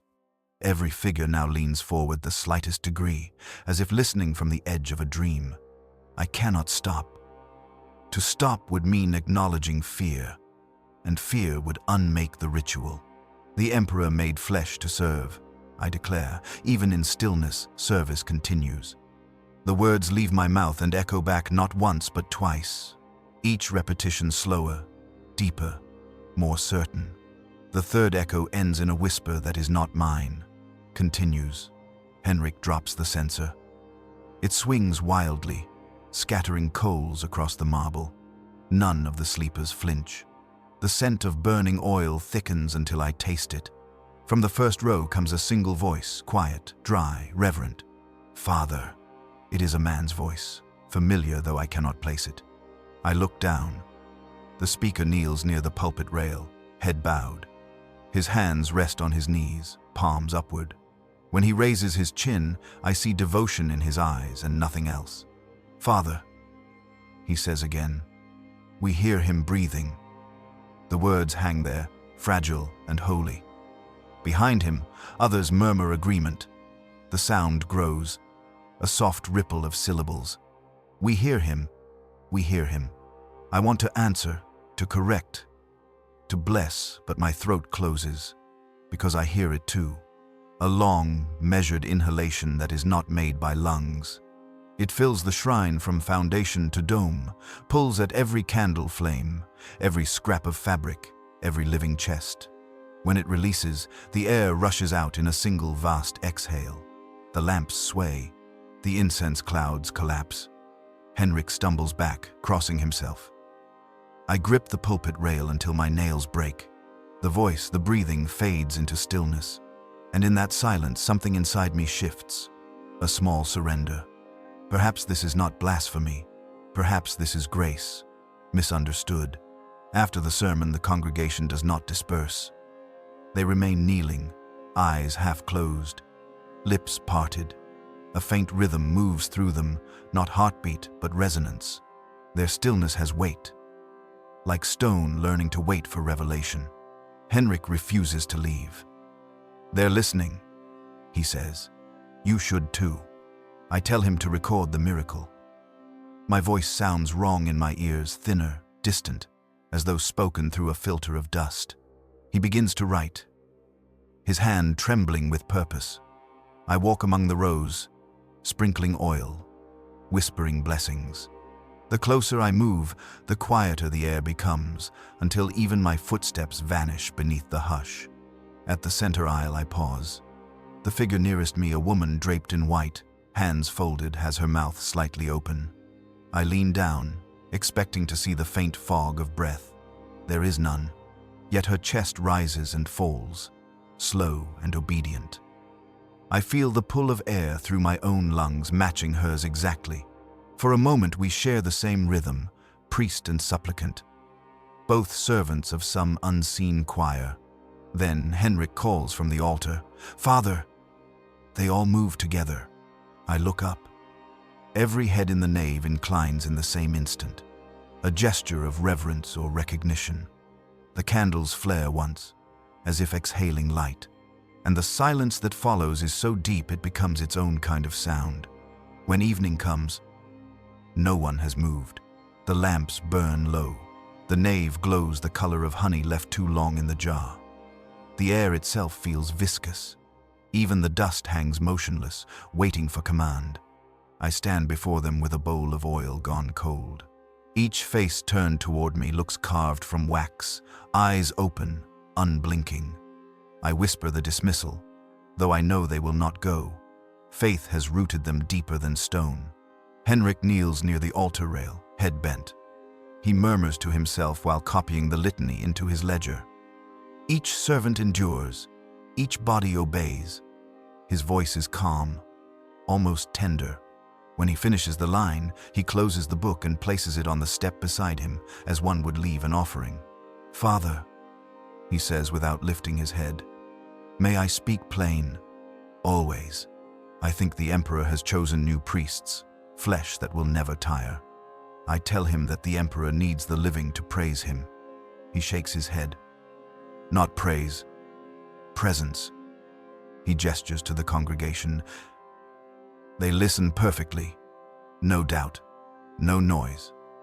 He sounds envious. That frightens me more than heresy. I resume my post at the pulpit as habit demands. The act of climbing those steps steadies me, even as the boards sigh beneath my weight. I open the Book of Hours, though the words blur into meaningless black rivers. The ink smells faintly of iron, old blood, or old faith. I cannot tell. The text for this night's sermon concerns the stillness of saints, the blessed repose that follows absolute obedience. I read until the letters begin to waver. Then I stop reading and start speaking instead, my own words spilling where scripture should be. "The Emperor is patient," I say. "He waits for silence to teach us. When the world stops moving, then we will hear his true breath." The echo returns, slow and precise. Hear his true breath. It does not come from walls or dome. It comes from the congregation. Their lips move in unison, shaping the same words without sound. The air thickens, my candle gutter flattens under unseen wind. "He sees your stillness," I continue. "He feels your quiet hearts." Another motion ripples through them, tiny, coordinated. Fingers twitch, heads incline. I sense their attention focus, not on me, but through me, towards something behind my voice. For the first time, I wonder if I am the sermon rather than the speaker. When the final bell tolls, no one stirs. The sound seems to pass through bodies instead of over them, swallowed whole. Henrik and I begin the closing prayers alone. Midway through the last verse, he stops, mouth open, eyes wide. "Father," he whispers. They're answering. At first I hear nothing. Then softly the same words emerge from 100 throats, flat, perfect, unison. Ave Imperator. It is not echo, not mimicry. It begins and ends exactly with ours, as though the thought has become communal. I should rejoice. A miracle of unity.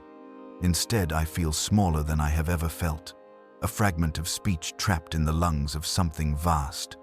When it ends, Henrik collapses to his knees. They've heard him, he sobs. They can't stop now. Then we must, I say. Though the conviction tastes false, I dismiss him to rest. He refuses until I order it by right. Alone, I descend the nave one last time. The congregation remains kneeling, faces lifted toward the altar. The faint rise and fall of their chests matches my breathing exactly. I try to slow mine. Theirs slow with me. I stop. They stop. The realization lands like weight on my ribs. We are one rhythm now. I speak, barely a whisper. If you are here, show me. A pulse travels through the rows, shoulders shifting, heads bowing as though acknowledgement has passed among them. Then the first pew moves. Not rising, not walking, only straightening, bodies realigning into postures of worship. The motion spreads backward, row after row, a tide of reverence. Their faces remain calm, eyes bright with candlelight.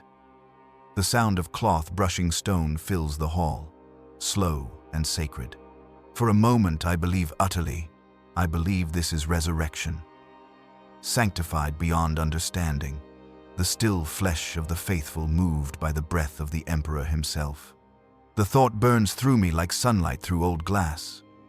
I fall to my knees and begin to pray, louder than I have ever prayed. You are with us. You never left. You never left. The words fracture under their own echo. My voice merges with the 1,000 breaths answering me. I feel the vibration pass from their lungs into mine, from mine into theirs. The boundary between shepherd and flock dissolves. The flames on the altar lean forward, reaching. In that wavering light, the faces before me are indistinguishable. Everyone serene, everyone smiling the same soft, empty smile. I know then that faith has outlived its purpose. What stands before me needs no faith at all. At dawn, Henrik finds me still at the rail, hoarse, shaking. He asks if I will give another sermon tonight. Yes, I tell him. But I won't need to speak. He does not ask what that means. He only bows and goes to polish the chalice that no one drinks from anymore. I watch him go and realize that the air inside the shrine has stopped moving. We no longer need to breathe. The walls do it for us. Here, the air in the shrine has changed again. It tastes of old parchment and rain that never fell. Every breath feels borrowed, as if the lungs themselves have become reliquaries, hollow vessels passing on what is no longer ours to keep. Henrik wakes me before the lamps fade. He does not speak. He only stands at the foot of my cot, his ledger clutched to his chest, eyes wide with the calm of decision. I understand before he opens his mouth. They are ready, he whispers. I dress in silence. My robe still smells of ash and oil. The candles in the nave burn low but never out. Between them, the faithful stand arranged in perfect lines, heads bowed, hands folded. The faintest shimmer of dust drifts through the air like snowfall. No one speaks. No one breathes loudly enough to be heard. At the far end, the crypt door gapes open. A staircase drops into shadow, washed in dull red from the ever-burning coals below. The light wavers like the pulse of a buried heart. When I reach the pulpit, Henrik strikes the first note of the litany of breath. His voice is thin but true. The congregation answers in that same voiceless hum that has replaced speech.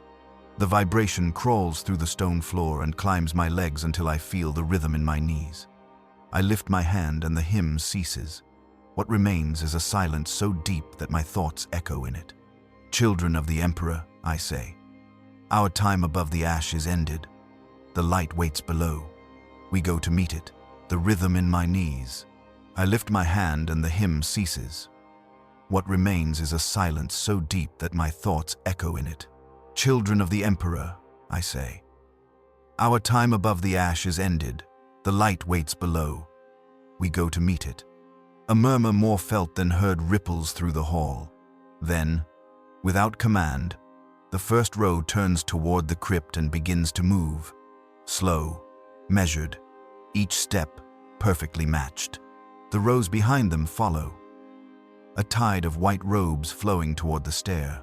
Muriel leads them. She wears no mask now, only a circlet of candle flame balanced on a plate of brass. The wax has burned to the metal. The light clings to her as if unwilling to leave. She carries a thurible that smokes without fire, its chains whispering over the stones. I watch her descend until she becomes part of the glow beneath the floor. Henrik remains beside me at the rail. "Should we stop them?" he asks. "Would you stop a sunrise?" I answer. "It rises with or without witness." He nods, perhaps comforted. Together we join the line. The descent feels endless. Each step releases a faint sigh of dust, the old breath of the catacombs returning to us. The walls are carved with prayers older than our order. My fingertips trace grooves worn smooth by generations of devotion. Beneath the script, I feel warmth, the pulse of something that remembers being alive. We pass alcoves filled with relics, jawbones, beads, fragments of robes sealed in glass. The faithful bow as they go, their movements perfectly timed, the swish of cloth against stone forming its own quiet rhythm. The smoke from Muriel's thurible thickens, curling along the ceiling in ribbons that glow faintly gold. When at last we reach the crypt floor, the sight steals the breath from my throat, not in horror, but in awe. The cracked tomb at the chamber's center now stands open. Its interior glows with the same subdued light that lives in candle wicks, a steady, pulsing amber. Around it, the congregation gathers in a circle, heads lowered, arms outstretched. Their fingers barely touch the stone. The air hums with a note so low it can scarcely be heard. Yet it presses against the chest like weather. Muriel turns to me. "Father," she says softly, "the air is pure here. They can rest." I almost believe her. The heat of the chamber feels clean, almost kind. The light paints every face with the same calm expression, erasing difference, doubt, self. Henrik kneels, tears shining in his eyes. "He is near," he whispers. I feel him beneath the ash. I should speak. I should lead. Instead, I let my voice fall into the rhythm that fills the chamber. Another thread in the sound that binds us. The Emperor is the breath between dusk and dawn, I say. We breathe him in. We breathe him out. We return to him in silence. They repeat it without sound, mouths shaping the words as air moves through them. The vibration builds until the walls shimmer. A fine rain of ash begins to fall from the ceiling, soft, steady, endless. I lift my hands and the ash collects on my palms, warm and dry. It smells faintly of incense and thyme.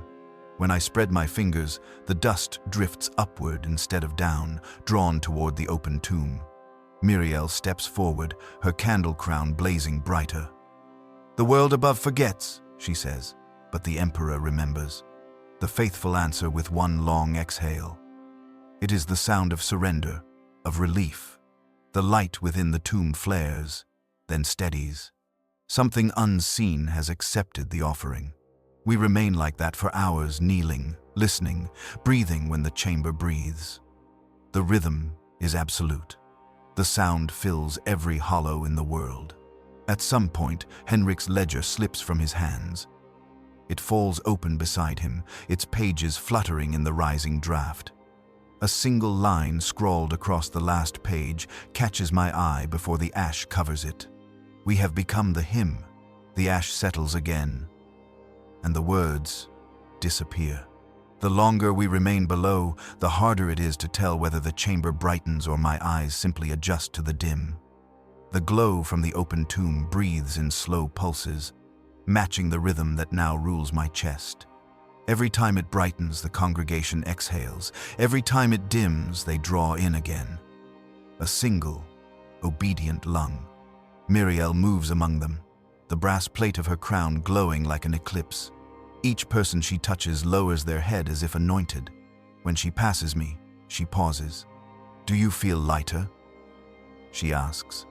I start to say no, but the truth answers first. "Yes." "Then we are almost finished," she says. Only the voice remains. The voice, the breath has learned its song. It waits for your word to close the circle. She turns away before I can ask what she means. Henrik kneels beside the tomb, ledger forgotten at his feet. The ash has gathered on his shoulders until he looks carved from it. He stares into the glowing fissure as though reading scripture written in light. "Father," he says without looking up, "if faith is a body, this is its heart. Do you believe we will survive it?" He smiles faintly. "We already have." His calm terrifies me. I step closer to the tomb. The air above it shimmers, faintly luminous. When I speak, the sound distorts, stretched thin by heat or holiness. "You are presence," I whisper. "We are dust. Teach us what remains." The chamber answers with a deep inhalation. The ash on the floor rises like mist, swirling upward, circling the congregation. It does not sting or choke. It settles on skin like blessing. The hum beneath our feet deepens into tone. I feel it pass through me, through everyone, as though the earth itself draws us nearer. Muriel kneels at the tomb's edge, hands spread. "He listens," she says. Then she looks to me, eyes luminous. "Speak the final word, Father. End the breath." I should refuse. But the room waits. Even the dust holds its place. Silence demands completion. The phrase comes unbidden, familiar as heartbeat. "Breathe for him who breathed for you." The sound travels through the chamber, repeated by 1,000 voiceless mouths, each echo slower than the last. The light in the tomb swells until it erases shadow. For a heartbeat, the chamber shines like sunrise through smoke. Then, the glow folds inward, collapsing into a single point of brightness that sinks beneath the stone and disappears. The vibration stops. The air stills. Even the ash forgets to fall. The silence that follows is vast. It feels as if the world has exhaled for the last time.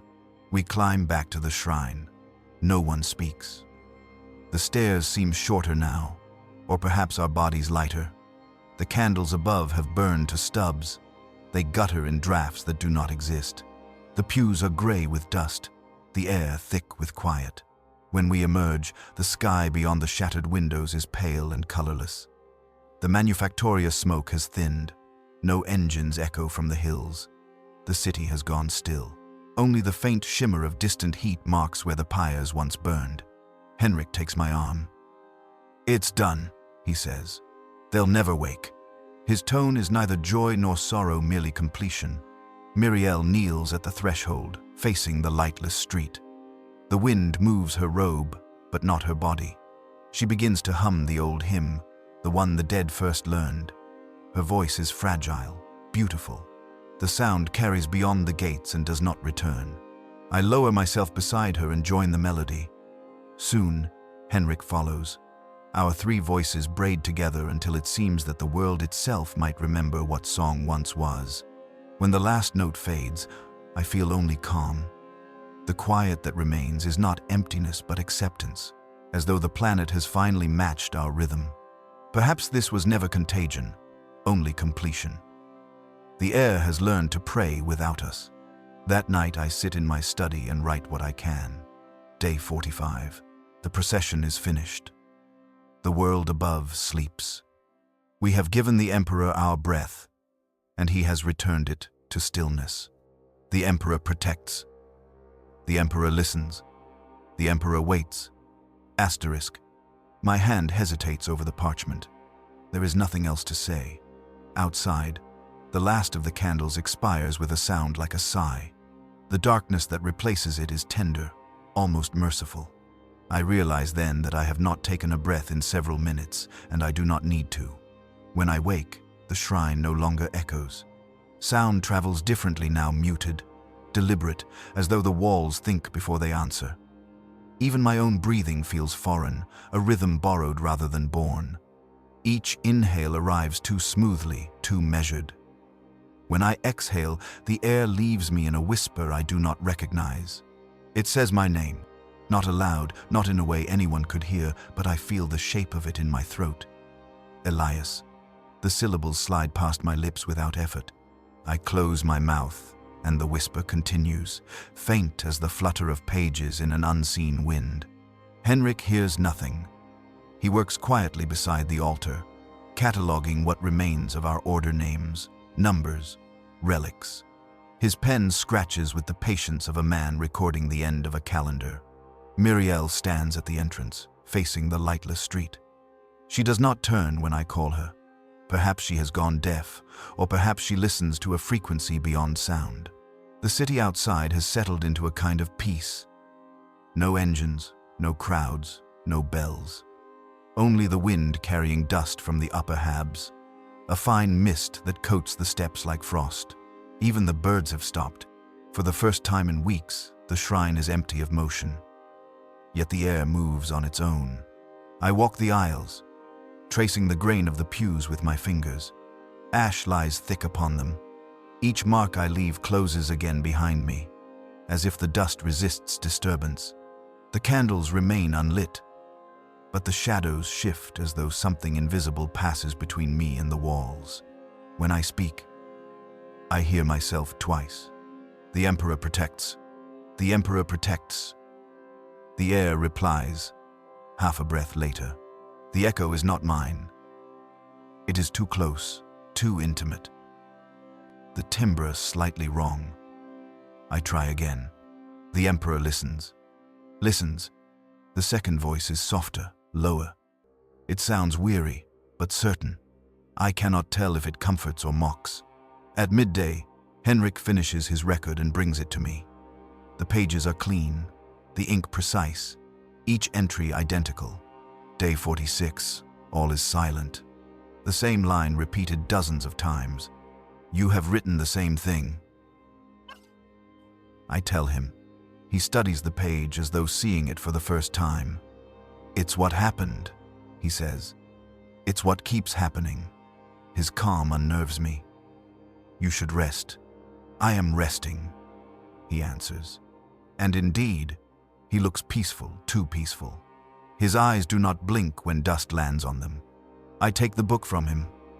The page under my thumb is warm, almost breathing. I close it quickly and set it aside. Later, I attempt to pray. The words come easily, but the breath behind them feels rehearsed. Each syllable emerges before I intend it, as if someone speaks through me. I stop mid-sentence, and the prayer continues without my consent, flowing in a perfect, unbroken stream. My lips move. My lungs draw and release. The sound is mine, but the will is not. I strike my chest to interrupt it. The echo of the blow reverberates through the nave, multiplied 100-fold, as though unseen mouths repeat the gesture. The air itself seems to shudder. When it settles, I feel no pain, only the faint satisfaction of completion, like finishing a ritual one never learned. That night I dream of the procession, but I stand outside it, watching. The figures descend the stairs, their faces hidden by veils of dust. Among them walks a fourth figure, tall, robed, faceless, moving in the same rhythm as the others. When it reaches the bottom, it turns and looks up at me. Though it has no features, I know the gaze. It is the way a mirror looks at its reflection. I wake with my mouth open, drawing breath that feels borrowed from another room. Muriel's silhouette stands in the doorway, faintly luminous. You speak in your sleep, she says. What did I say? She tilts her head. You were repeating the litany, but it wasn't your voice. Her words land softly, without accusation. She steps closer, the hem of her robe whispering across the floor.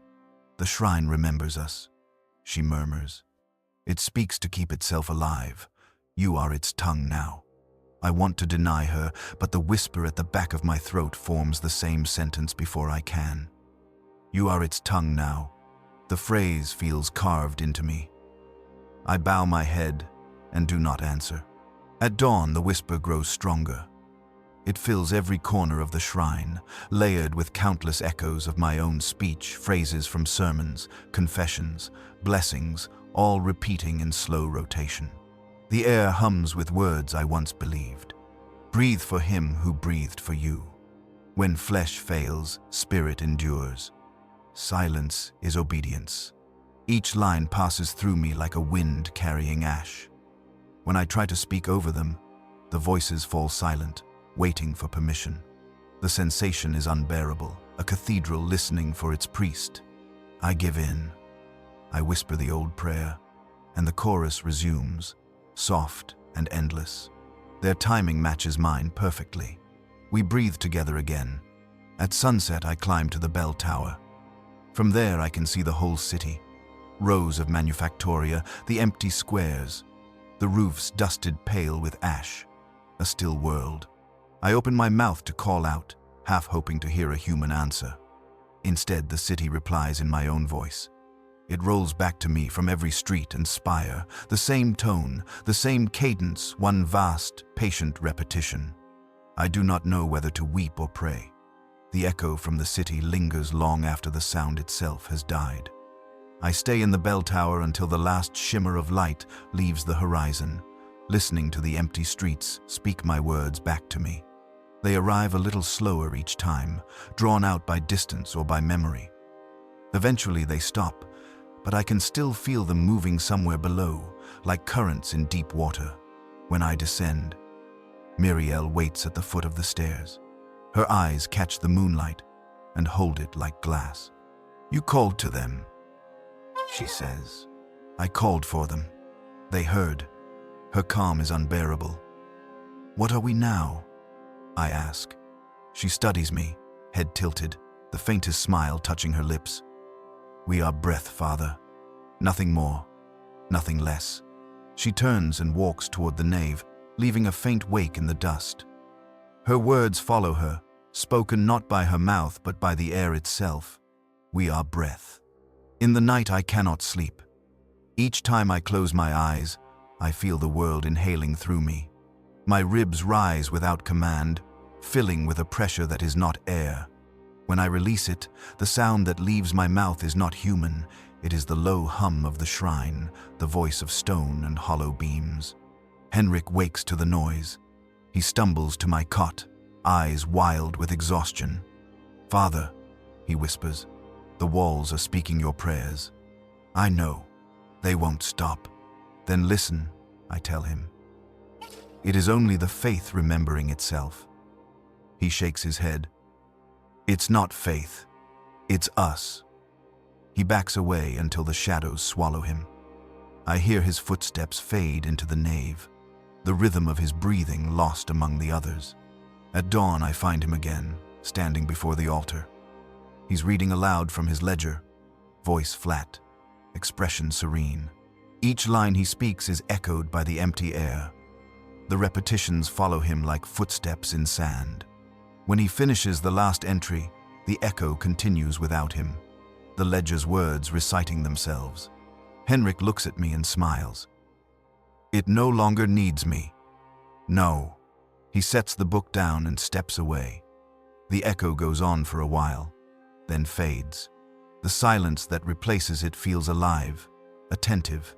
I realize that I haven't heard his breathing since I entered the room. Later, while I light the candles for evening prayer, I discover that the flame moves before the match touches it. The wicks flare at the thought of fire, as if memory alone sustains them.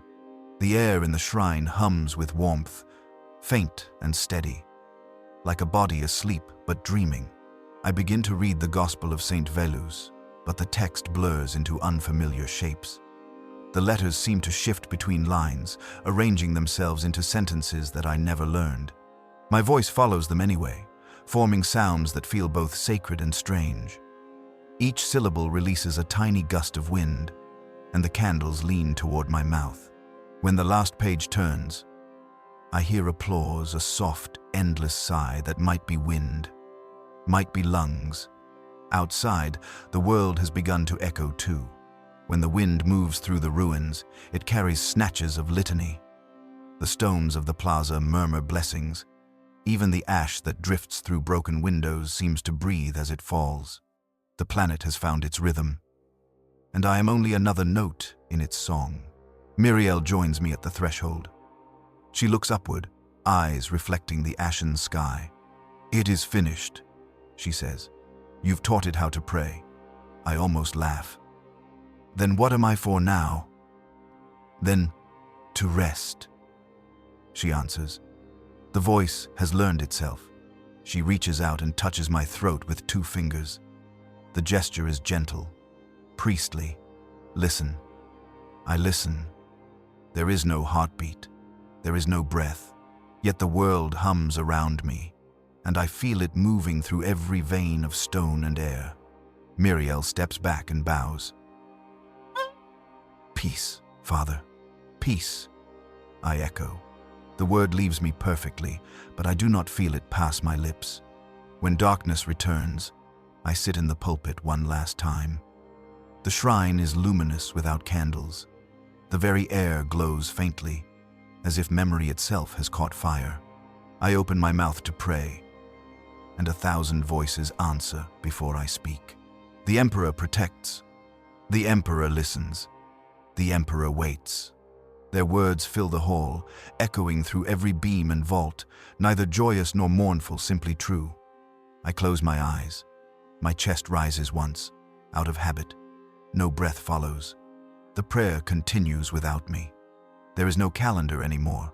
Morning and night have folded into one another until time feels like breath drawn, released, drawn again. When I open my eyes, the world is the same color as ash seen through water. The shrine stands empty. The pews, the pulpits, even the icons seem lighter, as if the weight of belief has drifted out of them. The air hums softly, content. The Emperor's voice, if it ever was his, no longer needs words. I step into the street. The wind moves with purpose, brushing the dust into small spirals that scatter before me like pilgrims making way. The city smells of metal gone cold. Every window is open. Every doorway stands ajar. Yet no one watches. And still, I am not alone. From the lower avenues, figures begin to appear. They move slowly, soundlessly, their robes pale as parchment. They walk not toward me, but with me. Their pace the same measured rhythm that once filled the shrine. Each step lands at the same heartbeat interval, a communal cadence learned beyond the need for drums. I join them without thought. My feet find the rhythm easily. The silence between our steps feels complete enough to pray in. The manufactoria rise around us like mountains of rust. Their chimneys bleed faint streams of white smoke, though the furnaces beneath have long since cooled. Every breath of wind that passes through the ironwork hums with a single low note, the same tone that once shook the nave. The whole city has become a choir. We walk down the grand causeway, where banners of faith used to hang. Only tatters remain, threads that twist and shimmer as we pass, as if trying to recall their colors. The ash on the ground deepens with every street until our feet leave shallow troughs behind us. When I glance back, I see that the track's close again, the dust smoothing itself. The world wishes to remain untouched. Muriel leads the way. The circlet of brass she wore in the crypt glows faintly, not with fire but with reflection, as though the sky itself bends its light, threads that twist and shimmer as we pass, as if trying to recall their colors. The ash on the ground deepens with every street until our feet leave shallow troughs behind us. When I glance back, I see that the track's close again, the dust smoothing itself. The world wishes to remain untouched. Muriel leads the way. The circlet of brass she wore in the crypt glows faintly, not with fire but with reflection, as though the sky itself bends its light toward her. She does not look back, and I do not call to her. Some things are holier when left unanswered. Henrik walks beside me, ledger tucked beneath his arm. He no longer writes. The pages are blank now, but he holds it as though it still records. "They're heading to the sea," he murmurs. "There is no sea on this world." He smiles, eyes forward. "Then they will make one." The procession grows as we move. From alleys, from doorways, from the open courts of Manufactoria, more join workers still in their aprons, mothers holding children too still to cry, soldiers with robes draped over tarnished armor. No one speaks. The unity of their steps replaces speech. The air between them ripples with quiet pressure, like the inside of a great lung preparing to exhale. The road widens as we reach the outer districts. The sky above is a pale sheet of cloud, neither day nor night. Each building we pass sighs once, expelling its last heat, and falls silent. We are erasing the sound of living. A memory surfaces. The first sermon I ever gave as a novice, words spoken to an audience that still believed the world could be mended. "Serve until silence," I had said then, not understanding what silence meant. Now I do. We reach the plaza before the governor's palace. The fountain at its center no longer runs. The basin is filled with ash shaped into smooth ripples by the wind. The procession halts. For the first time since leaving the shrine, Muriel turns. Her voice carries easily, though she speaks no louder than a breath. "Here," she says. "Here the city listens best." The crowd kneels as one. The motion is perfect, neither hurried nor slow. I feel the pull to kneel as well, and I do, though the stone burns cold through my robes. Henrik lowers himself beside me, his ledger resting open across his knees. Muriel lifts her hands. "We will give the air its shape," she says. One last hymn. The people bow their heads. I hear nothing at first, only the hiss of wind through the ruined arches. Then the tone begins. Not sung, not spoken, only felt. A pressure in the chest, a vibration under the ribs. It rises, gathers, and steadies into soundless unity. The city answers. Windows trembling, cables humming, banners whispering against broken poles.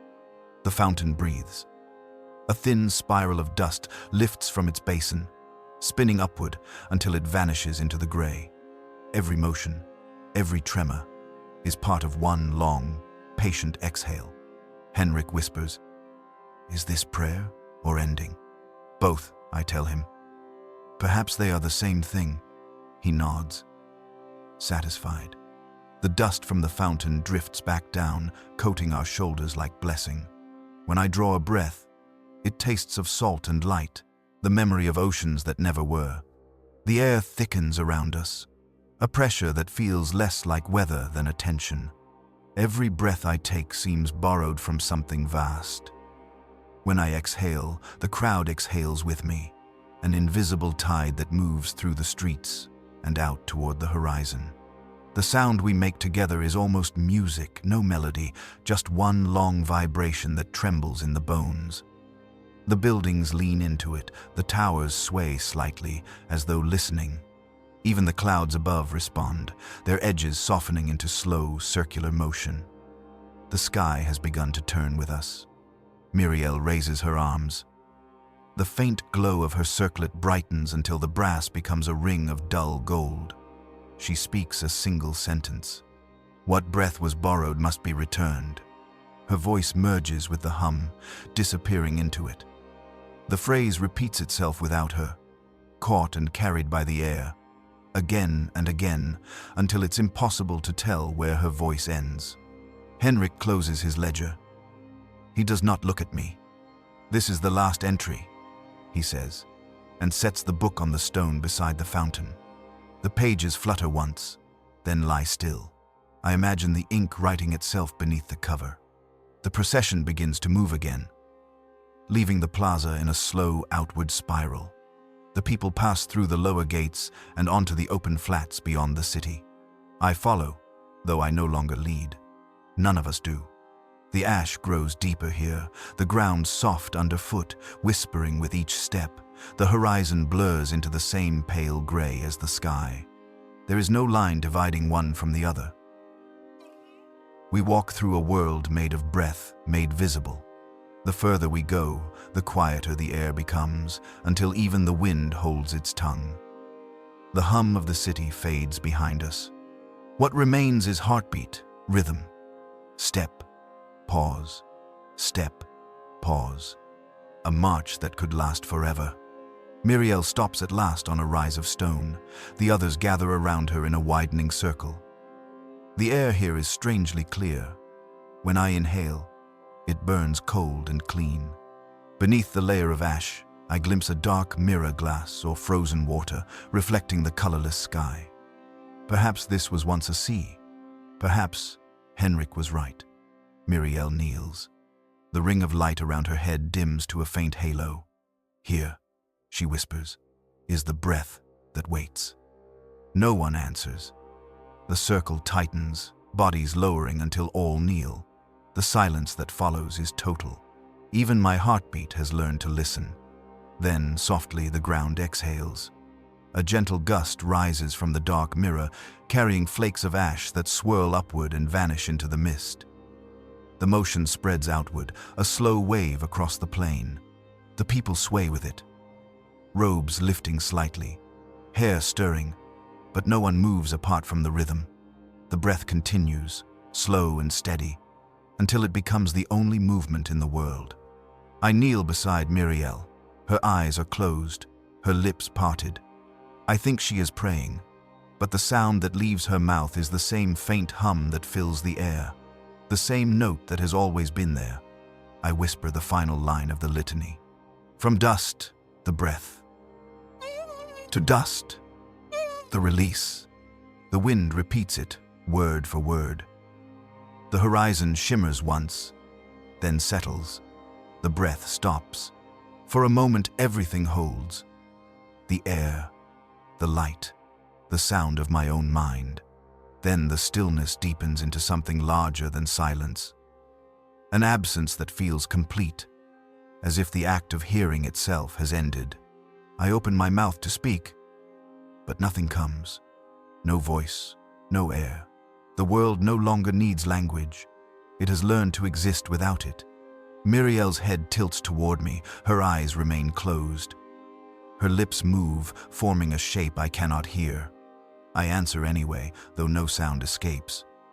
Together we remain there, surrounded by a city that has forgotten motion. A world that no longer breathes, yet feels perfectly alive. Perhaps this is not death. Perhaps this is the Emperor's true protection, stillness so complete that nothing can ever be lost again. I close my eyes. The last thing I feel is the faint echo of my own heartbeat, dissolving into the rhythm of everything else. I wake to no sound. The world has forgotten how to breathe. There is light, soft and colorless, seeping through the cracks of the shrine like the memory of dawn. Dust drifts in slow suspension, every mote shining as if the air itself remembers fire. When I move, the light moves with me. When I stop, it rests. I have become its shadow. The benches are empty. The altar cloth lies flat, untouched by wind. The candles, long melted, still give off a scent of burnt oil that never quite fades. I touch the stone rail and feel warmth pulsing faintly beneath the surface, as though the shrine dreams in its sleep. It remembers the shape of prayer. I whisper the first line of the morning service, and though no voice escapes me, the air trembles. The words exist, but only as vibration. That is enough. Every wall, every beam, every relic hums in sympathy until the whole building seems to breathe once, slowly, with infinite care. So this is what remains of faith. Not congregation, not doctrine, not sound, only echo. I step outside. The city is pale, the sky a seamless sheet of light. The streets are paved in ash that gives beneath my feet like sand. Columns, towers, and bridges stand intact, yet they look weightless, as if one strong wind could fold them away. The air carries no scent of smoke or metal, only cold clarity. I walk alone, though I know the others are near. The silence carries a density that feels like presence. Every corner I pass, every doorway gives a slight shiver of recognition. The world knows itself again. There is no need to pray aloud. The act of walking has become liturgy. Each step, a syllable. Each pause, a breath. The rhythm of motion writes its own gospel across the dust. I come to the plaza, where the fountain once stood. The basin is dry, the stones smooth from the passage of invisible hands. In the center lies Henrik's ledger, half buried. I lift it gently. The cover falls open of its own accord. No ink marks the pages, yet every leaf glows faintly, as if lined with light beneath the surface. When I tilt it toward the sunless sky, words appear not written, but implied shapes made of memory. Breathing softly, I know what they say without reading. We are not gone. We have become the hymn. I close the book. The ash that clings to my fingers slides off and drifts upward, drawn toward the light above the city. It rises in spirals, thin as smoke, until it merges with the sky. Perhaps that is what we are now, not lost, not dead, simply lifted beyond need. By the time I reach the outskirts, the road disappears into mist. The horizon folds inward, horizon becoming sky, sky becoming air. The silence here feels holy, like the moment before a prayer is spoken. I kneel and press my hands into the dust. It feels warm, alive. Beneath my palms, I sense the faint rhythm that has guided us all, the slow expansion and contraction of the world itself. The planet breathes still, though we no longer do. I bow my head and let the silence enter me. Every sermon, every hymn, every doubt dissolves into a single thought, too simple to name. It is not belief. It is not surrender. It is listening. And then I hear him. Not a voice, never a voice. Only a presence vast enough to fill every silence.